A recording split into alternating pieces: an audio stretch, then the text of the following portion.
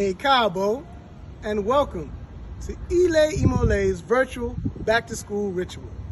My name is Baba Ogunsotito, and it is my pleasure to welcome you to today's program. As an educator with over 30 years of experience, it never ceases to amaze me at the wonder and excitement that surrounds the opening of school. I mean, students are happy, parents are happy. I don't know who's more happy. Well, we have an exciting program planned for you today, and it is my hope that you are inspired to go out and have your best academic year ever. So sit back and relax, and don't forget to put in the comments what you've learned. Irio! We have with us today Adonijah, who will be presenting. Greet him, y'all. Let's greet the youth. Let's pump up our young people. Give us a thumbs up. Give Ado a thumbs up. Let's pump him up. Hey, Ado. Greetings, everyone. First of all, I'd like to acknowledge God, honor God. Thank you, God, for the day, for the breath of life. Can everyone hear me well? Am I clear? Good? Okay, good. Okay. Acknowledge my ancestors. Say Machi to the Abasum, Majuba to the Arisha. Greetings, Mother Ajua. Greetings, Mama Rose. Greetings, Mama Barbara. Greetings to all priests. Greetings, Iya, Bokor Iya Marie. Thank you for the opportunity. Greetings to all seen and unseen guests. At this time, I would like to ask my elders for permission to speak. Good. All right, thank you. So this message today will be a message for recent graduates and those who are entering into a new phase during their life during adulthood. Greetings, everyone. My name is Adonijah Curtis Patrick, and today I'll be giving a special message and presentation as requested by Bokor Iya Marie to recent graduates who are entering into a new phase of young adulthood. I'm honored to be speaking here today and at the first Sunday service. This presentation is coming at a time that is in particular correlation to my own life and the lessons I've been learning through my own experience. Everything I will talk about today is a culmination of the things I have experienced and the knowledge and understanding that was gained through my journey. Just to briefly introduce myself, who am I? I am the great-great-great-grandson of Charlotte Bell, great-great-grandson of Clifford Bell, Merlin Leith, Thomas Anderson, Lily Chin. I'm the great-grandson of Volleyball Fisher, Winston Fisher, Irene Anderson, Reginald Wilberforce Denton, Mr. Chin, and Concy West. I'm the grandson of Lorna Chin Curtis, grandson of Lorna Fisher Denton, grandson of Gladstone Denton, grandson of Larry Curtis, grandson of Juanita Patrick, grandson of Harold Patrick. And I'm the son of T.R. Patrick, Arantis Patrick, and Jazelle Curtis. I'm 22 years old. I'm an architect, entrepreneur, creative, artist, and a student. As a young man going through adulthood, I've been navigating life, gaining wisdom and learning lessons on my journey. With that being said, I'd like to start with a question.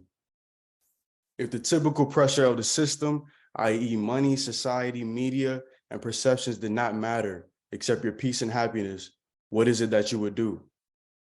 The answer to this question will lead you to the thing that you love the most. It's not about what you think, but about what you feel. And that feeling that gives you the will to live and intense will to live would be passion. Passion is an intense desire or enthusiasm for something. At the age of 2 years old, my grandfather asked me what I wanted to be when I grew up. I told him I wanted to be a builder. He said, okay, you can be a builder, but you also want to be the person who tells the builders what to do. At this time, this early conversation led to discovery of avenues of my passion, which was concluded to be architecture. My mom said that I answered the question with such confidence and conviction, and at that age, I couldn't possibly know the details to what it is that I wanted to do. From there, that was when the journey began. Trying out different things from then till now, but the one thing that I realized was that I was constantly building, whether I was building structures, whether I was building businesses, or I was building creativity through music, through fashion, and through art. I realized that we all have many passions, but the one that's most consistent throughout your life is the fuel and the energy which will lead to your purpose. The one thing that you fear the most, the ideas and the visions that give you anxiety and intense feeling is your spirit, is how you identify your passion. Connecting to that intense feeling and acknowledging it connects you more to your passion and gives you direction. And once you have direction, it allows you to tune in and adjust your focus and utilize your passion to find your purpose. With that brings me to the next segment, which is purpose. Purpose, the reason for which something is done or created or for which something exists. If someone was to ask you on the spot, what is your purpose? Why are you here? How would you respond? Would you be able to respond instantaneously without any hesitation? Will your life and your actions reflect the purpose you believe God has intended for you? With this, finding your purpose is something that is key. Finding your purpose, there's many ways to do it. Culturally, in African spirituality and African cultures, we understand that we have destiny readings that you can get that will give a prophecy over your life.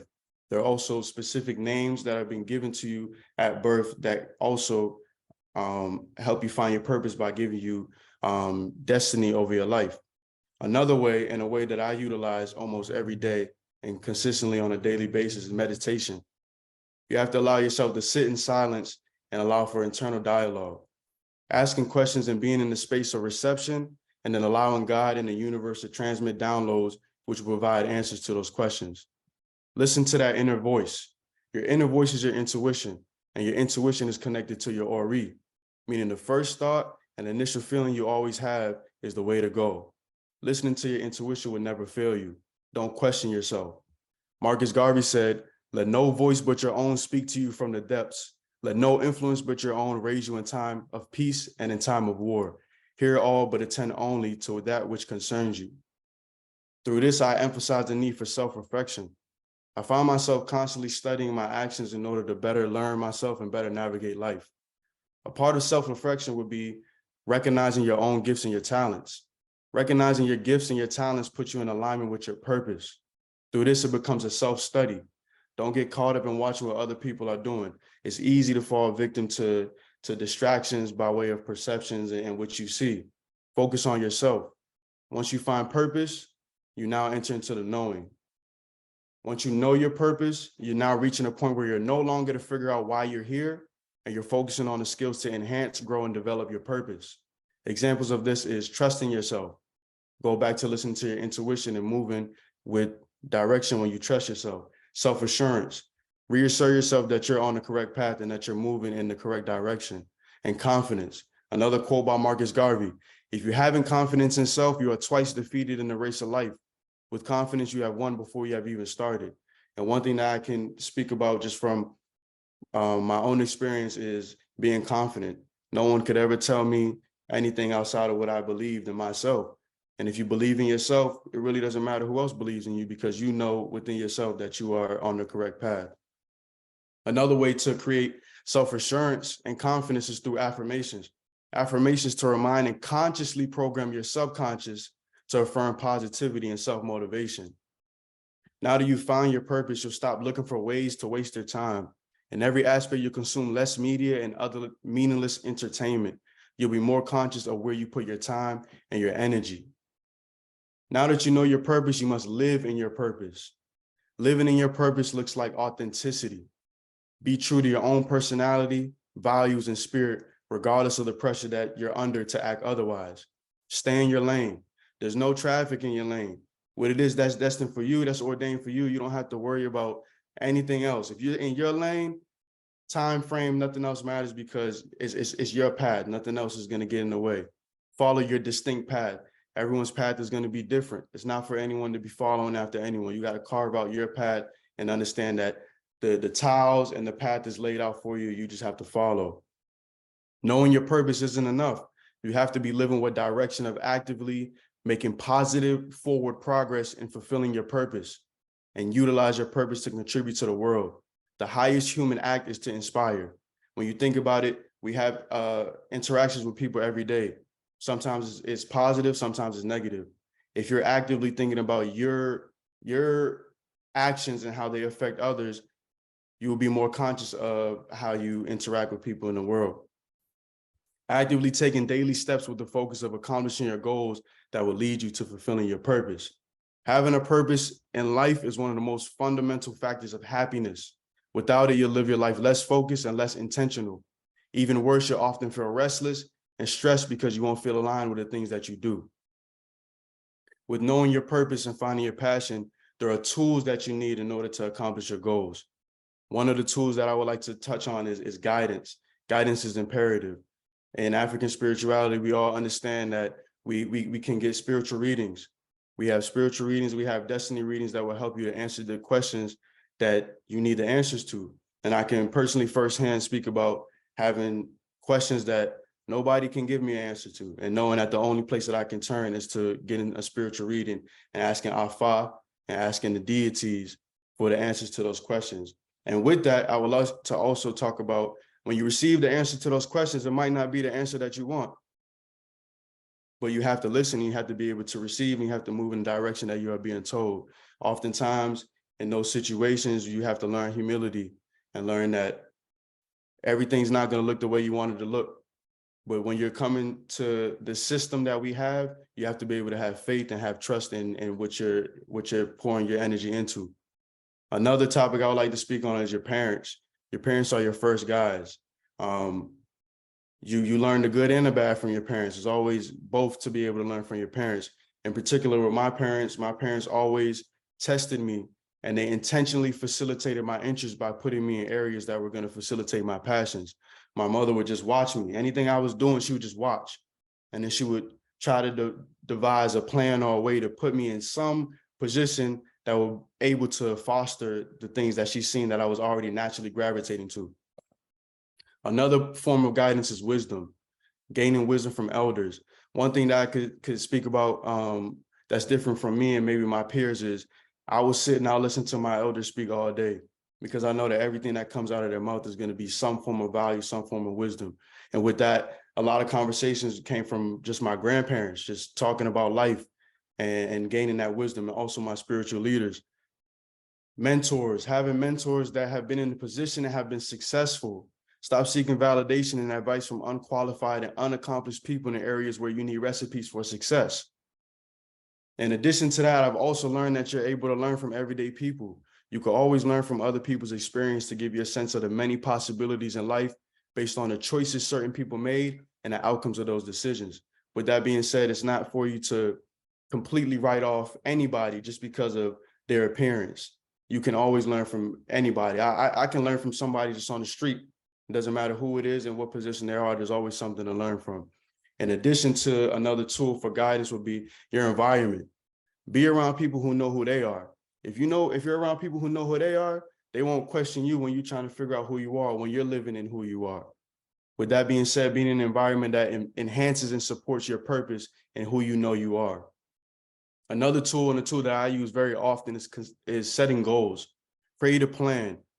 When you create a plan and you have a goal, nothing you're doing seems like it's unattainable. Now you're working towards achieving something. It's not just a dream. You're actually putting things in action. Faith without works is dead. You have to be able to put in action. And that's one thing that I've been able to realize in my life is if you don't take the steps and put your effort forward, nothing's going to happen. As much as you pray, as much as you ask God, it's not going to happen. You need to go outside and you need to make things happen for yourself. With that, I utilize vision boards. Create a vision board. Be able to see, put everything on a board so you can visualize every single day what it is that you would like to see yourself accomplish in life. Now, with that being said, now that you've utilized your passions to find your purpose and you've acquired the tools and the guidance, it will now propel you to your destiny or your destination. That now brings me to the next segment, which is destiny/destination. Your purpose is bigger than you. When you understand your effect on others in the world, not just what you as an individual see fit, you have understood your destiny. Destiny implies something preordained or often suggests a great or noble course or end. Destination is the place to which someone or something is going or being sent. I believe your destiny is your destiny and was your destiny before you were born. What God has destined over your life is already preordained. The only difference would be the journey and the path you take and the decisions you decide to make. This brings me now back to the Ori. Ori, literally meaning head, refers to one's spiritual intuition and destiny. It is the reflective spark of human consciousness embedded into the human essence. Ori in Judaism means my light. This goes back to listening to your intuition. The first voice that you hear, when you ask yourself a question, you had an internal dialogue. That's the thing. You got to move on that. I find myself constantly questioning myself, trying to make sure Am I moving the right way? And in that, I find myself farther away from where I'm trying to go because I just didn't listen to the immediate answer that came, or the immediate thought, or the immediate feeling that was given, which is always the correct one, because I end up finding my way right back to that original thought in the first place anyway. So now that you have the tools and you understand your destiny, all now is the journey, embracing the journey. I've realized that it's not about the destination, it's about the journey. You can't always just focus on where you're going. You have to be present in the moment and allow for the journey to teach you what you're supposed to learn. For this presentation, Ian wanted me to speak to recent graduates, and I've been a student for a while, and I just want to speak on my own academic career. So coming out of high school, after doing engineering programs in high school, I decided I want to be a civil engineer. I decided to go to community college after graduating high school and study civil engineering.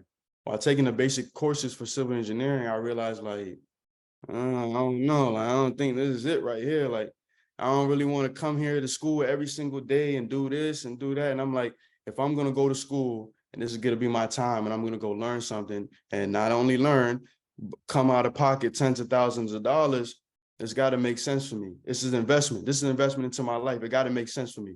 So I decided that I was going to take a semester off from school. I told my mom I'm taking a semester off. I need a break. I need to figure things out. And in that break, I was able to just sit with myself and just ask questions like, what do I really want to do? What I love to do? What am I willing to go to school for? What am I willing to invest my time, my energy into? Whatever it is has to be something that I know that I would love to do, because it won't feel like work. It won't feel like I'm doing anything outside of the ordinary, because this is my passion. With this, I would like to bring in a story about Nipsey Hussle. Nipsey talked about his immediate passion being music as a kid and not having the resources to facilitate that passion, which led him onto various paths. His frustration turned him away from music many times, but no matter what he did, he had a continuous desire to pursue creating music. And I feel like this is the constant battle that we deal with in life with your purpose. I feel like there's nothing more that you go back and forth from than the stuff that you love the most. And every time you come back to it, it shows you, man, I should have never left in the first place. This is exactly where I need to be. This is exactly what I need to be doing. So realizing if you don't love what you do, you won't have any drive to continue. If you do what you love every day, the energy of abundance, prosperity, peace, and happiness will open the universe to allow for all your blessings and opportunities to be sent to you and for you to receive it. I often find myself rushing to achieve my goals or feeling like I have to complete stages of my life in certain time frames. I've learned the key to life is patience. The many situations I have been in my life have taught me to breathe, take a step back, and allow God, the ancestors, and deities to work on my behalf. Time is relative, and good things come to those who wait. Don't focus on the destination, as you will not be present to acknowledge the moment. Embrace the journey and everything that comes your way, as to when you finally reach your destination, you'll be able to achieve true satisfaction. I've learned that anything worthwhile takes time. You have to be patient, and you have to have faith. Having faith is the belief system that will allow you to always be at peace with your life. When you always believe that everything is working on your behalf and that everything is going to happen for you exactly how you see fit, that's exactly how it happened. If you got a negative mindset and you believe that these things won't happen, it's not going to happen for you. So everything boils down to mindset. The difference between having the motivation to continue is having trust and confidence in yourself. Along your journey, God will put you in many situations that will teach you humility. In these moments, don't be blind to the aspects of a particular situation that's making you uncomfortable and turn into a victim. Instead, understand the lessons that are being taught to you on your journey. I found myself moving too fast and having to be slowed down in ways that hurt me. But in those losses, or in those situations where I was uncomfortable, I learned to be humble. And when you're humble, you appreciate more, you move with a clearer direction, so you won't be caught up in materialistic ideology. With that, I would like to close out with, the best teacher in life is your own experience. You have to carve out your own path and learn from every situation you find yourself in order to better be prepared for what is to come in the future. It's not for you to follow in anyone's footsteps and do what anyone else has done, but more on you to understand yourself and move with a direction that is tailor-made for you. It all boils down to mindset. If you want something for your life, you must believe and embody those desires and affirm that all will come into fruition. I am Adonijah Jehoash. Adonijah means Jehovah is my Lord, and Jehoash means God's light. I call myself an architect. I wanted to go to school for architecture. I decided, this is back to the story of me deciding what I wanted to do. I said, okay, I was doing civil engineering. It was too much math. Okay, I can do math. I'm good at math, but it was just too much. Why would I sit here do all these calculus problems? It take you 15 minutes to do a problem. Like, this is crazy. What do I really want to do this? No, okay.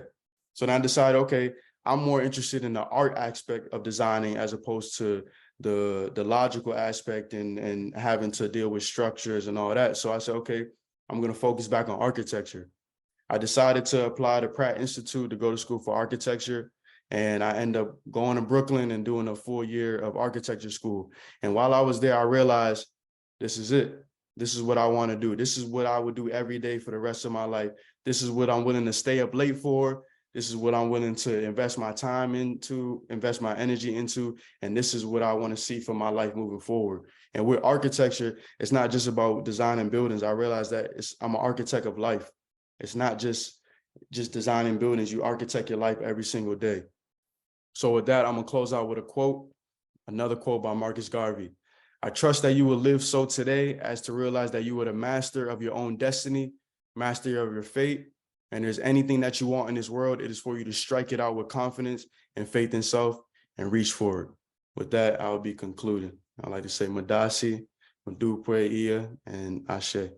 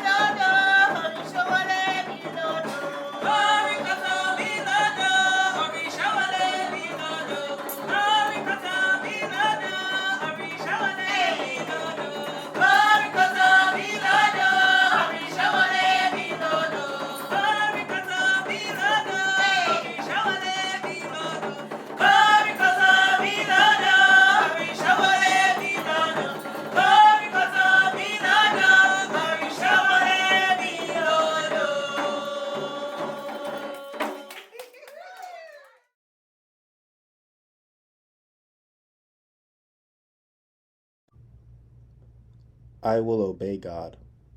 He is always with me. I will obey my ancestors. They show me the right way to go. I will obey the Orisha, Abusum, Neteru, and Holy Spirits of Light. They lead, guide, and protect me from all harm and danger. I will obey my parents, elders, and teachers. They share their wisdom and light my path. I will not be afraid. I will not fear the darkness. Where there is love, there is God. I will give love and receive love. I will be fair and honest with others. I will not do harm to anyone or anything. I will honor and take care of the earth. I will do my best. God will take care of me. I will rest and calm my head with cool water. God will anoint me with oil. I will have everything that I need. God will nourish me like the trees planted by the river. I will increase in knowledge and understanding. God will touch my head pertaining to my growth and development. May goodness, balance, love, and forgiveness be with me always. I am blessed. Amen. Ashe. Ise.